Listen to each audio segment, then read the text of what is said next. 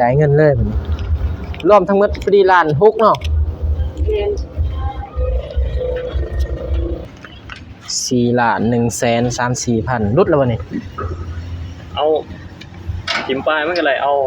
4,300,0004,100,000 สังสี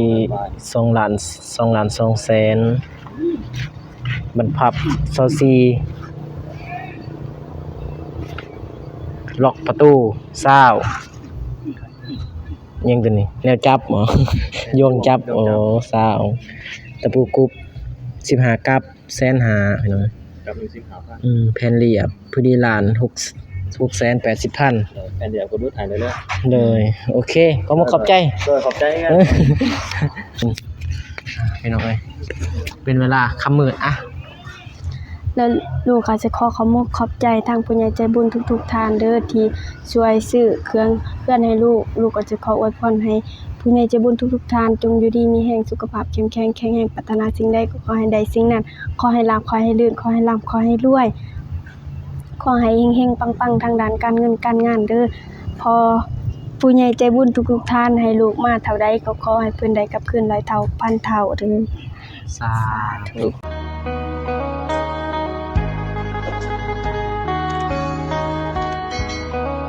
พี่น้องเปิดภาพมาบาทนี้หลังจากที่ว่าเขาไปหาน้องเพิ่นแล้วพี่น้องทั้ง2บ่าวมิกก็เลยพาน้องเข้ามาที่วงกบพี่น้องน้องเพิ่นก็ไปเลือก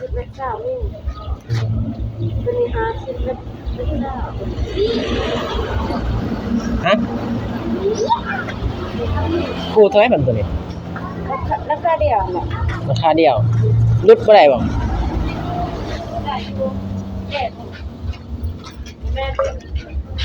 เป็นไงเอาซองวงเลยบ่เอาแบบนี้บ่เนาะเอาแบบนี้อยากได้แบบนี้แห้งเอาแบบนี้ก็ได้พอดีเต็มเลยตัวมือพี่น้องขอเดินกราบทักทายสบายดีเด้อพ่อแม่พี่น้องเบิดสุขทุกคนพี่น้องบ่ว่าจะเป็นภายในหรือว่าต่างประเทศก็กราบทักทายสบายดีพี่น้องเข้าสู่ช่องเบาสาย Channel คือเก่าคือเดิมพี่น้องเอ้ยพออีกอยู่ห้านวงกบพี่น้องเอ้ยย่านมื้ออื่นบ่ทันพี่น้องเบาสายก็ยังบ่ทันได้เมื่อเพื่อนกำลังพาน้องเพิ่นมาซื้อวงกบมื้อนี้ก็ยืมรถงูพี่น้องเอ้ยรถพี่น้องพาน้องเพิ่นมาไสเจ้าของห่านเอาตัวนี้บ่โอ้มาเลือกแต่เบาสายต้นที่ว่ามาทำตัวพุ่นพี่น้องตัวใหญ่ๆพุ่นตัวน้ำเพิ่นเอาตัวนี้ก็เอาตัวนี้แน่แม่ตัวนี้ตัวเมียนเดียวเมียนเดียวนี่บ่นี่พูดเรื่องน่ะเข้าไปดึงมีลายเลือกแม่เลือกตรงงาม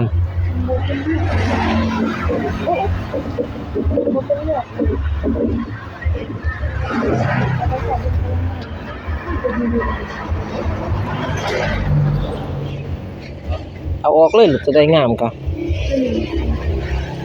ให้น้องเลือกแล้วเพราะว่าบ้านน้องนี่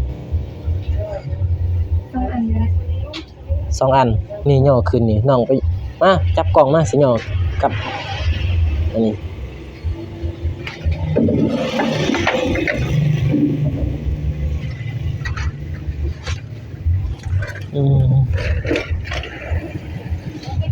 มาคือแบบงงๆเนาะบ้านตัวใดแม่อ๋อตัวนี้น่ะ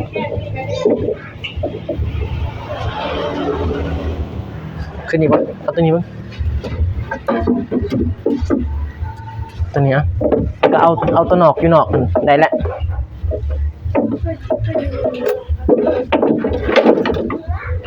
คือเบาตัวนอกอยู่หลุมตัวนอกมันน่ะ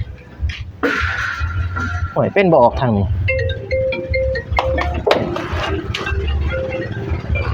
ไอ้น้องเอ้ยมาเลือกวงกบไอ้น้องคนนี้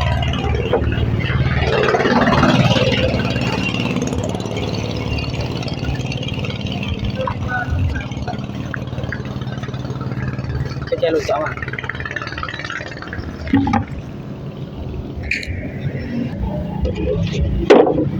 2 วง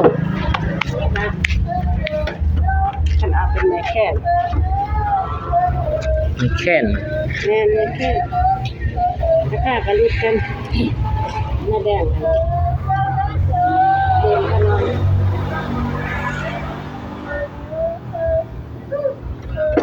เท่าไรรุ่นใดนี่ คันมีข้าวเปลือกค่ะข้าวเปลือกข้าวสารจะเอาไปทำได้ ใช่บ้าน เดี๋ยวพวกแม่แดงเหรอ แม่น นี่แม่แดง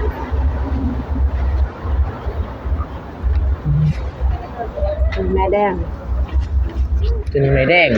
แม่ เท่าไรตัวนี้ตัวซ้ำเบาต้นเสา ซีเซนหาแม่ล่ะ อ๋อรุดบ่รุดบ่ ตัวนี้ซีเซนหาผมก็400,000ถึง800,000หาสุดหนึ่งก็ลดหายอยู่ประมาณเอาซ้ำลดหายซ้ำ800,000ก็ได้ 800,000เอาตัวนี้นะสิ อืม สองอันเอาอันนี้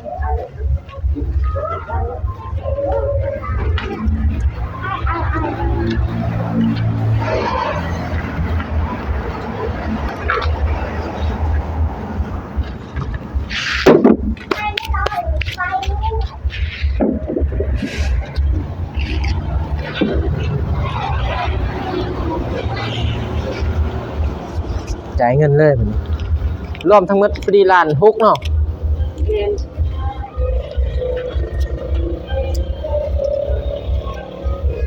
1,600,000นั่นนึง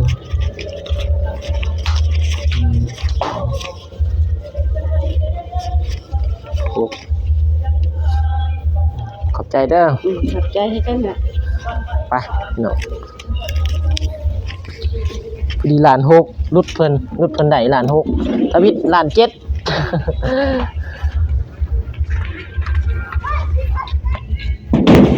แต่ว่ารุดได้อยู่ล้านหกพี่น้อย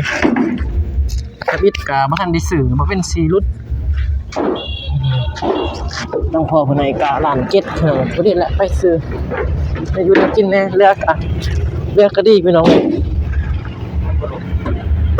เอาลงเดี๋ยวเอาลงตีนก่อน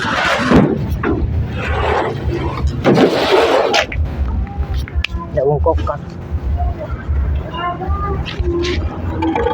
ยังจะไปซื้อสังกะสีอีกพี่น้อยเพราะว่าพระเอามืออื่น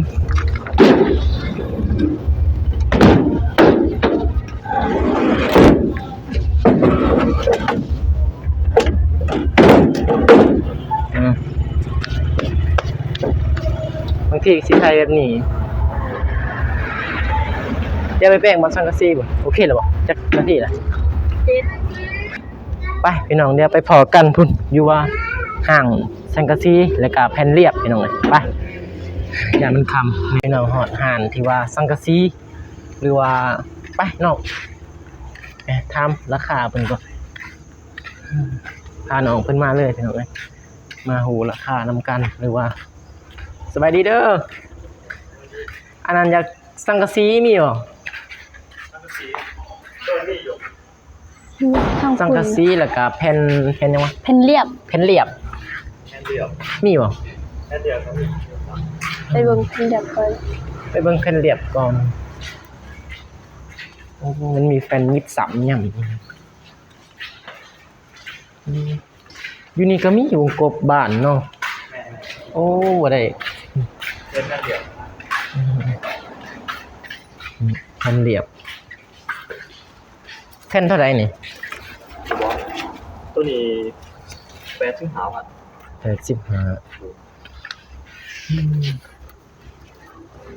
85 เอาบ่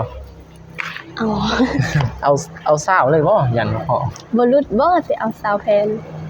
เศร้าแพง รุ่นใดเท่าไหร่80บ่ เทียบน้ำราคาก่อน อืม เอาแต่แพนเดียวหมอ แผ่นเดียวแล้วก็สังกะสี60ป้ายพุ่น 64แผ่นแผ่นเท่าไหร่ แพนเดียวนี่รุ่นไหนตัวไหน สับนำ อืม แต่ถ้าสั่งอันนั้น เป็นแต่มีข้อความมันเป็นตัวนาทำจุดถามนี่นี่เรามาสิ่งไรได้บอก หา ป มิ ระ ล มาณ20แพนนี่นะ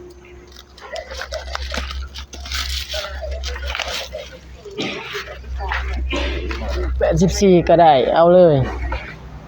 ขอแต่รุด นั่นก็ที่เด็ดโตพบหา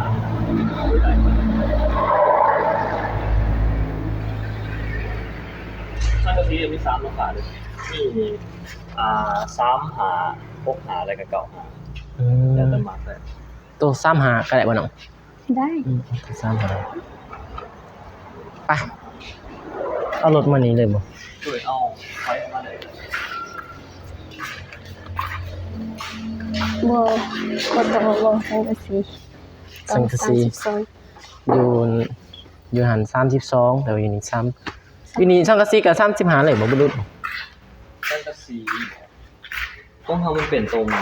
มันยาวกว่าแล้วครับ อืม ดูมันสีต่างกันน้อยหนึงถ้าคนบ่เคยทำกับมัน หน้าอยู่บ่ การซื้อว่าหน้าหมดกับมาตรฐานมันซะ อืม สำนักหามันแต่ดู ไปเบิ่งก่อนนั่นไปเบิ่งสังกะสีก่อนแล้วจึง เพิ่นสิถอยรถมา ถอยรถมานี่บ่เอาตัวนี้ก่อนก็ได้ จะนอนไปเบิ่งสังกะสี โอ้สิยกเทอละอันบ่นี่เทอละหาเลยบ่แม่น แม่เท่ากับเอาเท่าละ2แขน3แขนอยู่ แต่ว่าแผ่นถึง วางไว้เถอะ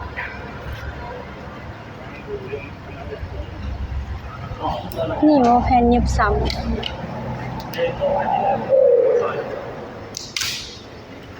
ซื้อเลยซื้อไปนะ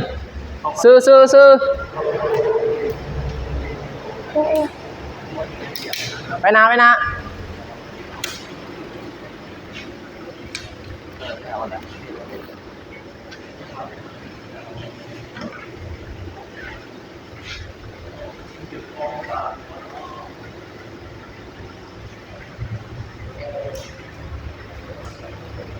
อเลยซื้อ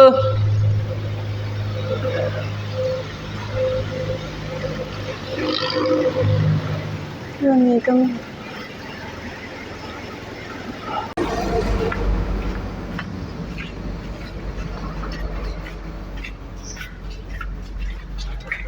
มันสิปิดหานเลยพี่น้องเอ้ย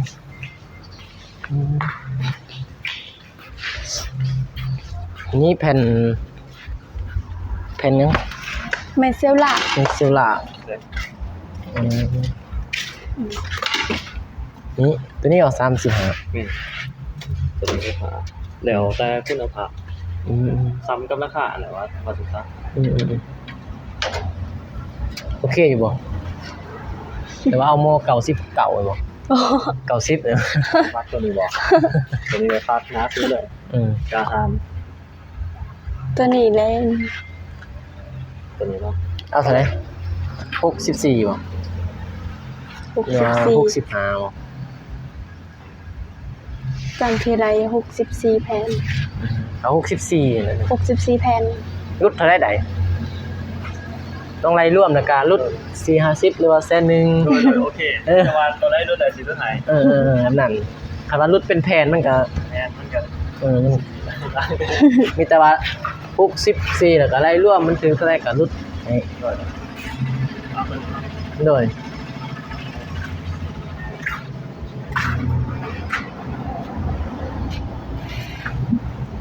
ตอนนั้น20บ่อย่างบ่พอ84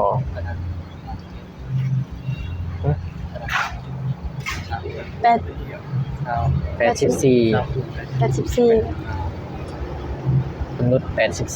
แล้วรุ่น84บ่ แต่ตัวนี้รุดเป็นแผ่นบ่ได้บ่ หลายนะ เพราะว่าไปเที่ยวนะ มีแต่ว่าลดราคาเอาเนาะ มันตะปูยังมีบ่ล่ะบ่ ยังตะปูกรุ๊บแน่สิเอาไปเบิ่ง ตะปูปุ๊บก็มี2ราคามี ตะปูกรุ๊บ กับ10กับ15 อืม เอาไปแอมเพื่อนไว้สำหรับ แน่ยังแน่บรรพับลายอยู่เด้ยังไงอืม อยู่ไซต์ตะปู ไม่ใช่ละ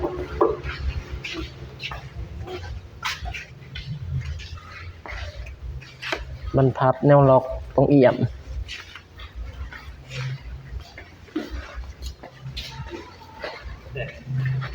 เลยก็ใส่ดี15บาทครับ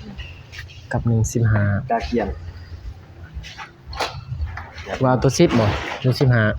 เอาตัวอะไรก็ได้ ได้ก็ได้ ว่าใส่ดีตัวนี้นะลูกค้าใส่ดีกาเกียงสูงเก่า เออกับ15จักกับได้สิพอ บ่ฮู้แล้ว 10กับพอบ่ โอ้10กับ ลองเบิ่งเอา10กับ มันมีประมาณ40บาท เอา10กับเบิ่ง 10บาท 10กับก็150,000 เอาตัว15,000 ตะปูกรุ๊บคอนตี้ไม่มีบ่คอนตี้ ผ่อนไปเรื่อยๆโดด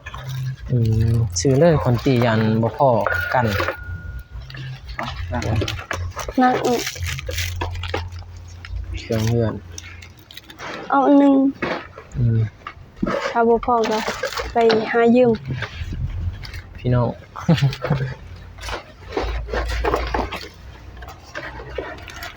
รายการนั้นบรรพับอันนั้นประตูมันดิบ้านประตูแต่ว่าถ้าซื้อตำลังบ่ ซื้อเลยก็ได้ ซื้อเลยบ่ จังจ่ายบัดเดียวเลย นี่เด้บรรพับตัวนี้แนวจับแนวล็อกอ้าวออกเลย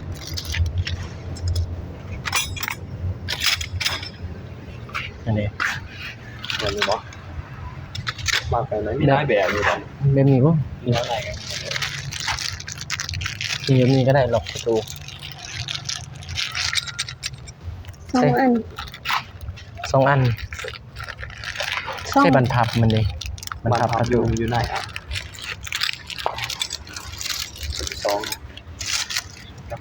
2 ตัวนี้บ่ นี่แม่นบ่ ตัวนี้ก็เอาซอง เอา เล เลย ยครับเอาซอง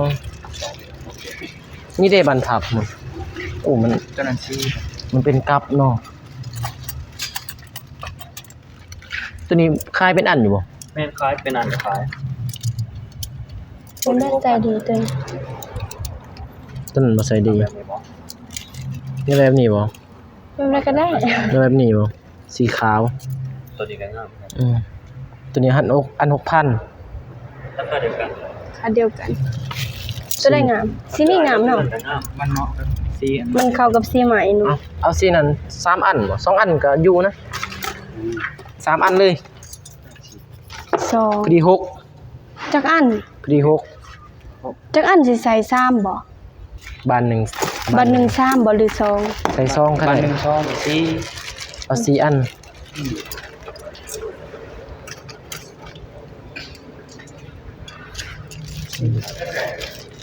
เปล่าแพงครับไม่น้อยจะเสียวคือเขา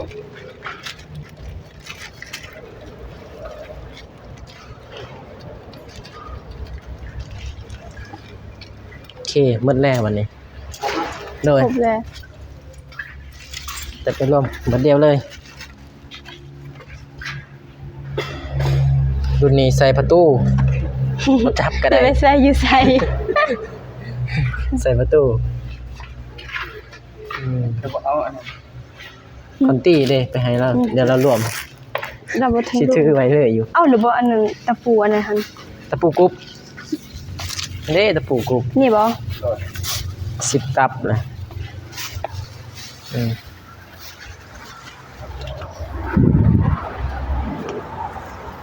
อืม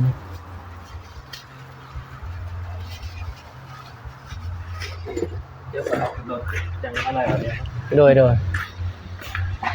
ไปก็ว่าสิซื้อสังกะสี18พี่น้องแต่ว่ามีทั้งผู้ใหญ่หลายๆเพิ่นซอยก็เลยซื้อหมดเลยต้นน้องเพิ่นถ้าซื้อ18ก็ยังสิได้เปลี่ยนอีกบรรลุเนาะน้องเนาะ โดย แม่นบ่ โดย ยังสิได้เปลี่ยนอีกกับแผ่นนี่กันบ่พอกันยัง เอ้า เราก็ต้องซื้อเพิ่ม เป็ อี น ก หยัง เลย น้ำมันออก เป็นหยังใส่น็อตติ ออกจนได้ โอ้ยเป็นเอาไงรถกันมีน็อตบ่แค่นี้นี่ดอกน็อตเพิ่น เนินมันเหี่ยบ่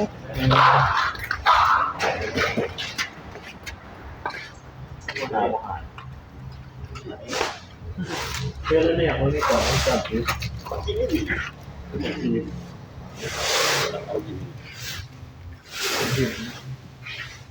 รียนบอก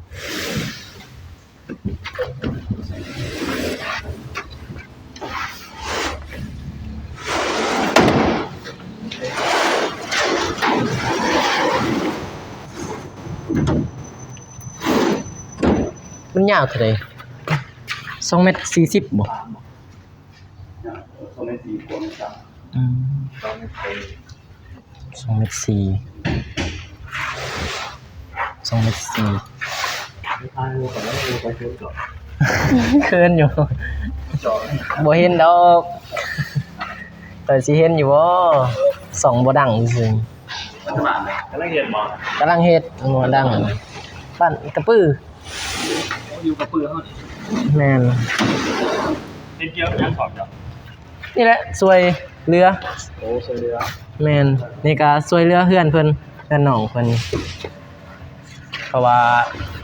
ฝนตกมือเดียวบ่เป็นอยู่เลยหลังคารั่ว แม่น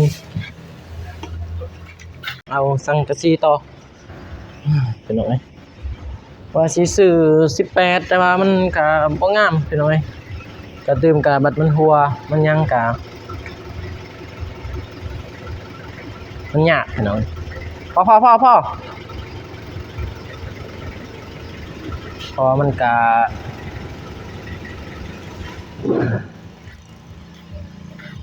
หัวลายอยู่เป็นหน่อย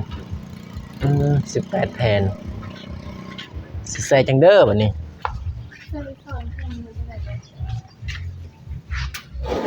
ยาวอยู่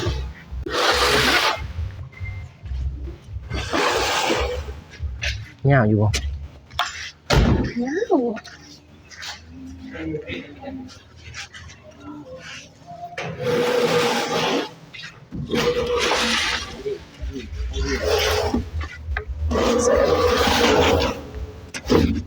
ไม่เป็น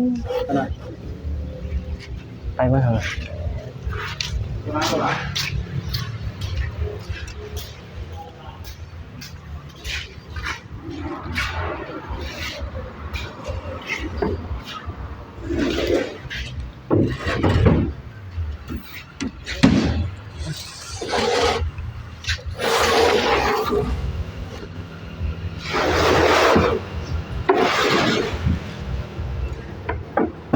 หรือว่าใส่สังกะสีอยู่นี่บ่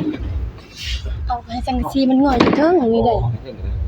ให้จังซีมันง่อยอยู่เทิง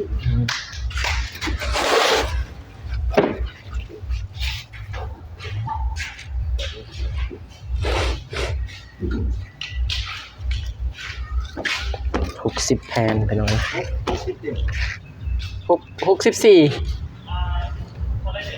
64เลย64แผ่นน่าสิพออยู่เพื่อนน้องเพิ่น ได้เงินนางเลย พอดีคำเพิ่นเอาอะไรมื้ออื่นแหละไปหมากคัดพลบ่ตก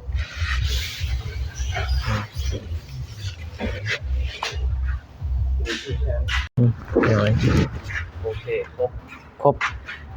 รวมเลยบัดนี้ รวมเงินสังกะสีแล้วก็เป็นเรียบวงกบครบ3อย่างบ่หลาย โดยที่ด่านมีแซงครับ 4ล้าน 4,134,000รุดแล้วบ่นี่ เอาทิมปลายมันก็เลยเอา4 ล้าน 3 แสน 4,000,000 4 ล้าน 100,000 1แสน 4 ล้าน 1 แสนโอ้ย 4,100,000 4 ล้าน 1 แสนปลาย จ่ายอุ้ยให้เจ้าของบ้านจ่ายเลยเอาออก4 มัดแล้วก็มาเอาใบแซนอยู่นี่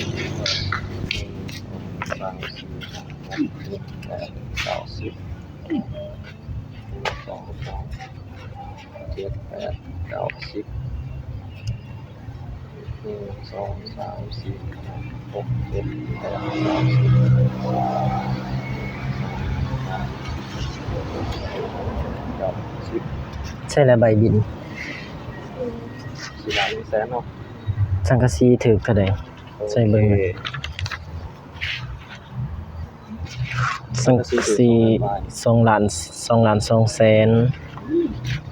บรรพับ24ล็อกประตู20ยังตัวนี้แนวจับเหรอ โยงจับโอ้20ตะปูกรุบ15กับ150,000พี่น้อง กับ1 10,000 แผ่นเรียบพอดีล้าน680,000 แอนเดียวก็ดูถ่ายเลย เลยโอเคขอบใจ ขอบใจกันไปน้ำมาไหม เออเลยโอเคพี่น้องมีแต่ว่าจะออกเดินทางพี่น้องเลยมีแต่ว่าสิจบคลิปนี้เลยพี่น้องกับน้องเพิ่นไปก็มีแต่ให้น้องขอบใจทั้งผู้ใหญ่ใจบุญเพิ่นเป็นจังไงหลายๆแม่หรือว่าแต่ว่าขอบใจนี่ตอนที่ว่าซื้อแต่ว่าบ่ ที่สวย ให้น้องเพิ่นขอบใจพี่น้องบางสายครับ เอาใหม่บ่ ปิดคลิปเลยอ้าวย่านบ่ได้ยินพี่น้องเอ้ยเป็นเวลาค่ำมืดอ่ะ แล้วลูกก็จะข